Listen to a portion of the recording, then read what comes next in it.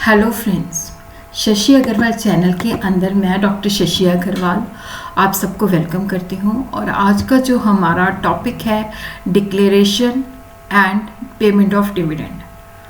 और ये जो टॉपिक है कॉर्पोरेट एंड अदर लॉज के स्टूडेंट्स के लिए रेलिवेंट है या कंपनी लॉ या कॉर्पोरेट लीगल फ्रेमवर्क के स्टूडेंट्स के लिए काफ़ी ही रेलिवेंट है। इसको हम दो पार्ट्स के अंदर स्टडी करेंगे। तो सबसे पहले हम अंडरस्टैंड करते हैं डिविडेंड का मतलब क्या है। देखो, कंपनी एक्ट के अंदर क्या है कि डिविडेंड जो है डिफाइन नहीं किया गया। वहाँ पे सिर्फ यही है कि डिविडेंड जो है डैट इंक्लूड्स इंटरिम डिविडेंड।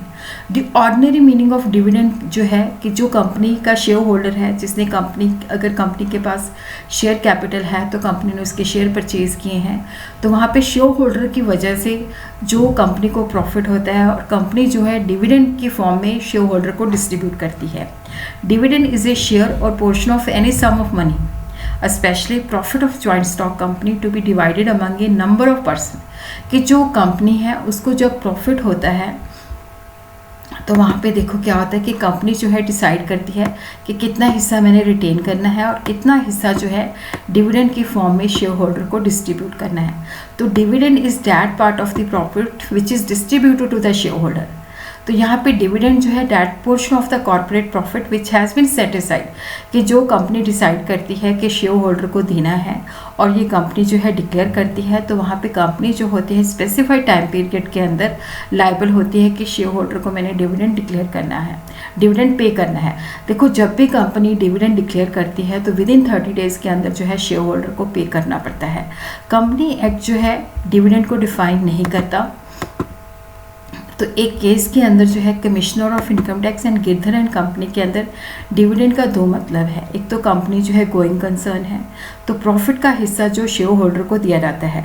जब कंपनी वाइंड अप होती है तो जो एसेट जो है सेल करके जो पैसे प्राप्त होते हैं, तो क्रेडिटर एंड कंट्रीब्यूटरीज के अंदर जो उनके रिस्पेक्टिव राइट्स के अंदर जो है डिस्ट्रीब्यूट किया जाता है। नाउ वी विल अंडरस्टैंड कि कंपनी एक्ट इसके बारे में क्या कहता है। तो यहाँ पे हम देखते हैं कि section 2 subsection 35 of the company act while defining the term dividend simply states dividend includes any interim dividend, कि डिविडेंड के अंदर इंटरिम डिविडेंड भी आता है। डिविडेंड को हम सिंपल भाषा में कह सकते हैं that is the distribution of the profit. जो प्रॉफिट जो है अर्न करती है कंपनी और जो शेयर होल्डर को पे करती है जब कंपनी डिक्लेयर करती है। डिविडेंड जो है जैसे ये भी होता है कि पर शेयर के पीछे फिक्स्ड अमाउंट के, जैसे 2 रुपये पर शेयर या 5 रुपये पर शेयर, या एक fix percentage 10% on the face value of the share or expressed as a certain percentage of the face value of the share with shareholders receiving a dividend in proportion to their shareholding।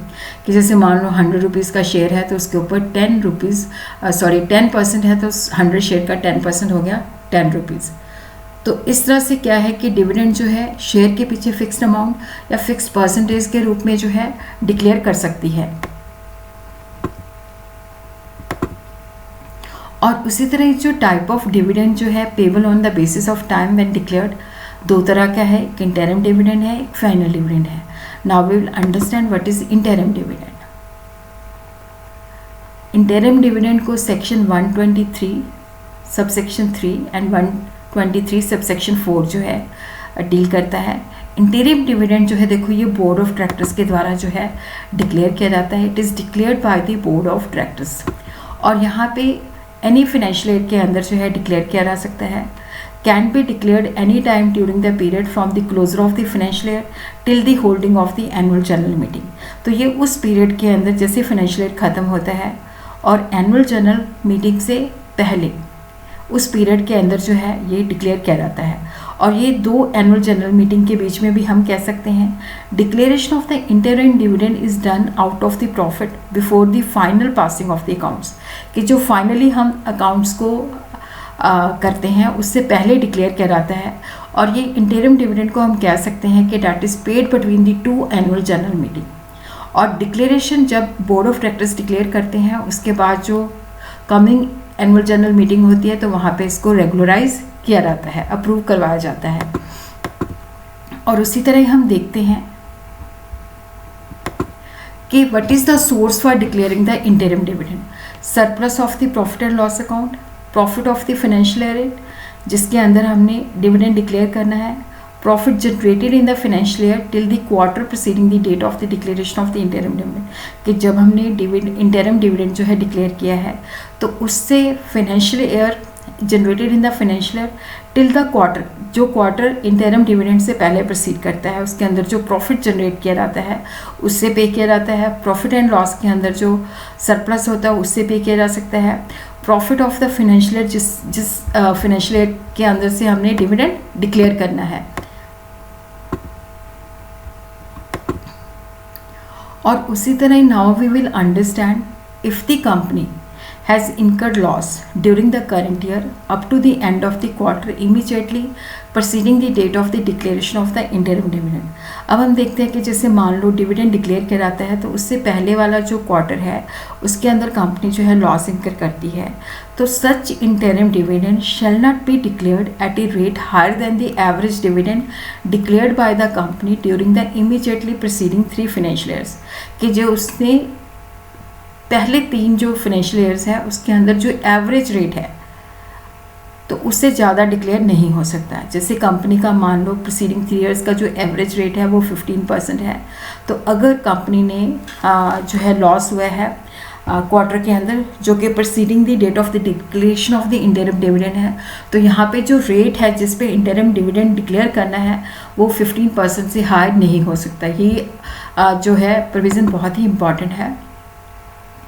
और उसी तरह यहाँ पे हम देखते हैं कि the amount of the dividend including interim dividend shall be deposited in A separate account maintain with the schedule bank, कि जो इंटरिम डिविडेंड जो है डिक्लेयर किया गया है इसको शेड्यूल बैंक के अंदर सेपरेट अकाउंट के अंदर जो है जब भी डिक्लेयर किया जाता है तो विद इन 5 डेज़ के अंदर जो है शेड्यूल बैंक के साथ एक सेपरेट अकाउंट के अंदर डाल दिया जाता है। और जो फाइनल डिविडेंड के अंदर प्रोविज़न एप्लीकेबल होती हैं वही इंटरिम डिविडेंड के ऊपर भी एप्लीकेबल होती हैं। और उसी तरह now we will understand final dividend और एनुअल डिविडेंड। देखो यहाँ पे जो इंटरिम डिविडेंड है that is declared by the board of directors और इसको कमिंग एनुअल जनरल मीटिंग के अंदर अप्रूव किया जाता है।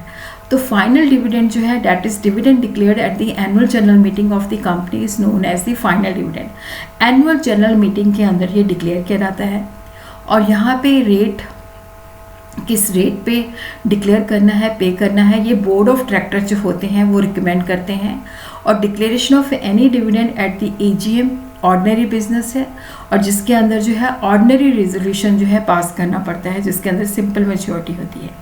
द रेट ऑफ डिविडेंड जो है that is recommended by the board और इसको मेंबर जो है इंक्रीज़ नहीं कर सकते। जो rate board of directors recommend करते हैं उसी रेट के अंदर क्या है कि इसको पे किया जाता है। और ये विद इन 30 डेज़ जब एनुअल जनरल मीटिंग के अंदर जो है डिक्लेयर किया जाता है तो विद इन 30 डेज़ के अंदर जो है इसको पे किया जाता है।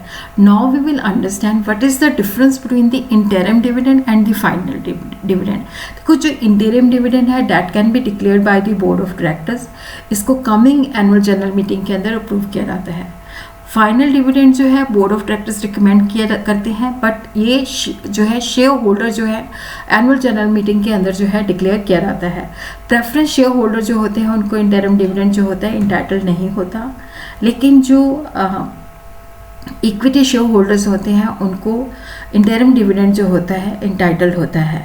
और यहाँ पे जो फाइनल डिविडेंड है ये हर तरह की क्लास ऑफ शेयर होल्डर्स को फाइनल डिविडेंड अवेलेबल होता है। और देखो ये इंटरिम डिविडेंड तभी पे किया जाता है जब कंपनी के पास अच्छा प्रॉफिट होता है। और यहाँ पे आर्टिकल जो है बोर्ड ऑफ डायरेक्टर्स को ऑथराइज करते हैं, बट जो फाइनल डिविडेंड है ये इनहेरिटेड और इम्प्लाइड पावर होती है। यहाँ पे आर्टिकल जो है स्पेसिफिकली ऐसी कोई प्रोविज़न की ज़रूरत नहीं होती कि स्पेसिफिकली वो ऑथराइज करे, ये इनहेरिटेड और इम्प्लाइड पावर होती है।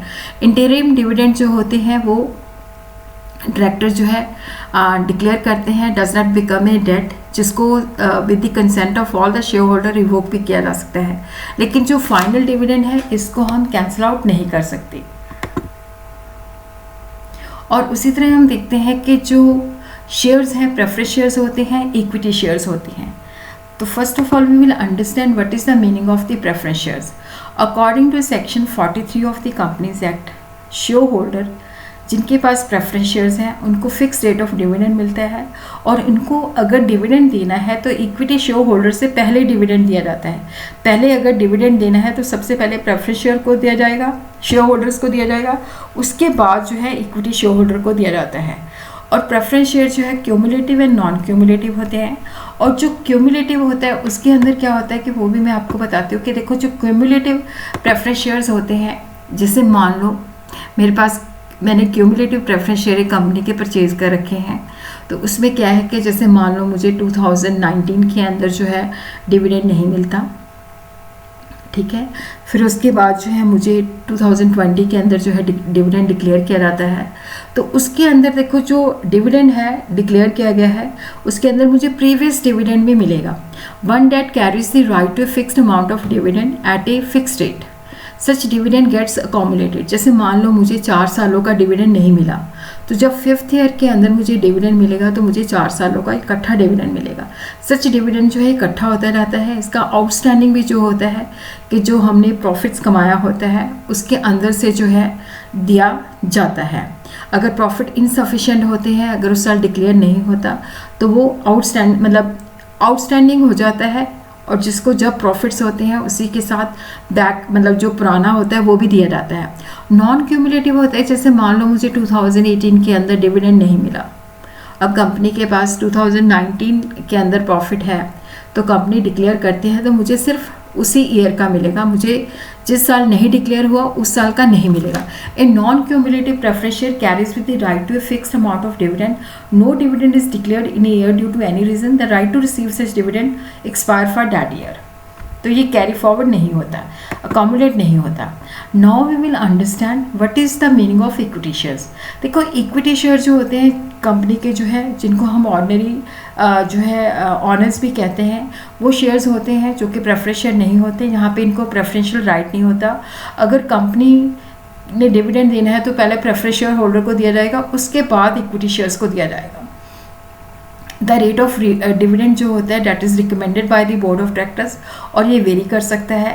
रेट ऑफ डिविडेंड कंपनी की डिविडेंड पॉलिसी क्या है उसके ऊपर डिपेंड करता है, और इसी तरह प्रेफरेंस शेयर होल्डर्स के राइट सेटिस्फाई करने के बाद कितना प्रॉफिट अवेलेबल होता है।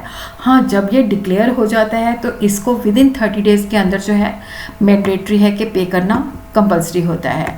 और उसी तरह हम देखते हैं कि what are the provision regarding the declaration and the payment of the dividend. First of all we will see what is the source of declaration of dividend, क्योंकि ये क्वेश्चन अराइज होता है कि जो हमने डिविडेंड डिक्लेयर करना है, जो डिविडेंड पे करना है, उसका पैसा हमने कहाँ से देना है। According to section 123 subsection 1, dividend for any financial year shall be declared or paid from the following sources: profits arrived at after providing for the depreciation in accordance with the schedule second as per section 123 subsection 2।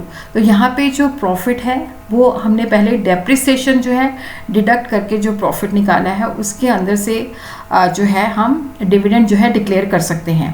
Profit of any previous year, देखो यहाँ पे जो profit है, profit of any previous year or years after providing for depreciation in accordance with the schedule second and remaining undistributed accounts and free reserve। तो यहाँ पे क्या है कि देखो जो हमने depreciation प्रोवाइड कर दिया और उसके बाद जो हमारे पास फ्री रिजर्व होते हैं, जो प्रॉफिट्स हैं, उनके अंदर से हम पे कर सकते हैं।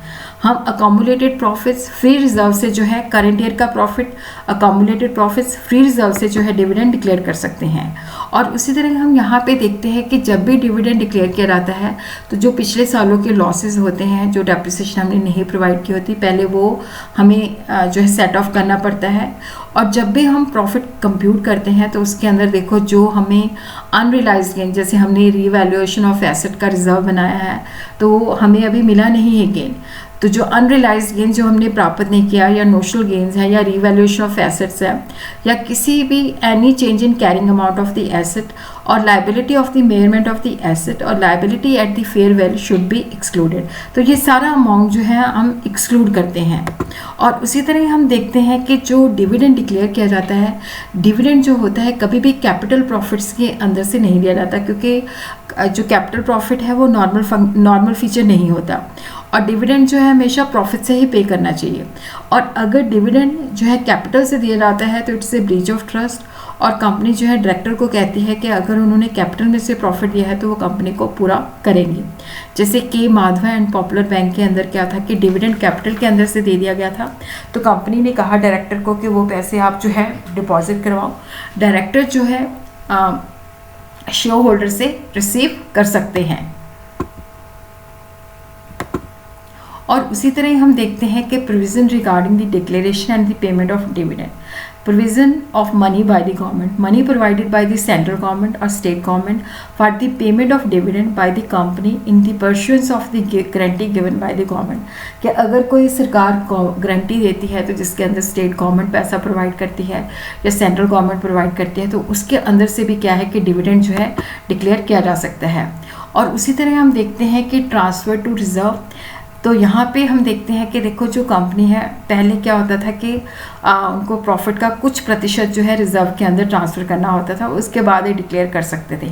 लेकिन अब उन्होंने कहा कि ये बोर्ड ऑफ डायरेक्टर की डिस्क्रिप्शन के ऊपर डिपेंड करता है, वो जितना अमाउंट चाहे वो रिजर्व के अंदर ट्रांसफ़र कर सकते हैं, अगर नहीं भी चाहें तो वो नहीं भी कर सकती। तो इसको हम एग्जाम्पल से अंडरस्टैंड करते हैं कि for the current year ABC limited propose to transfer more than 10% profit to the reserve before declaration of the dividend at the rate of 12%। Is the company, तो यहाँ पे हम देखते हैं कि ये जो कंपनी है क्या ये अलाउड है कि जैसे ABC लिमिटेड है उसने बेसिकली क्या है कि जब डिविडेंड डिक्लेयर करना है तो उससे पहले वो 12% जो रेट है उससे पहले 10% जो है वो रिजर्व के अंदर ट्रांसफ़र करती है।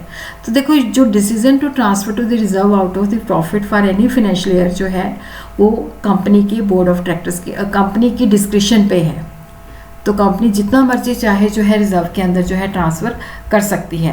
और उसी तरह हम सेकेंड एग्जाम्पल के अंदर देखते हैं कि XYZ has earn profit of 1100 crore for the financial year. तो इन्होंने डिविडेंड जो है 10% डिक्लेयर करना है, बट ये कोई अमाउंट जो है रिजर्व में ट्रांसफ़र नहीं करना चाहती। तो decision to transfer to reserve out of the profit for any financial year before the declaration of the dividend has been left at the description of the company, की company की इच्छा पे छोड़ दिया है। कंपनी जो है जितना मर्जी चाहे रिजर्व को कर सकती है, अगर नहीं भी करती तो भी जो है कंपनी डिविडेंड डिक्लेयर कर सकती है। बाकी जो है हम अगले वीडियो के अंदर करें।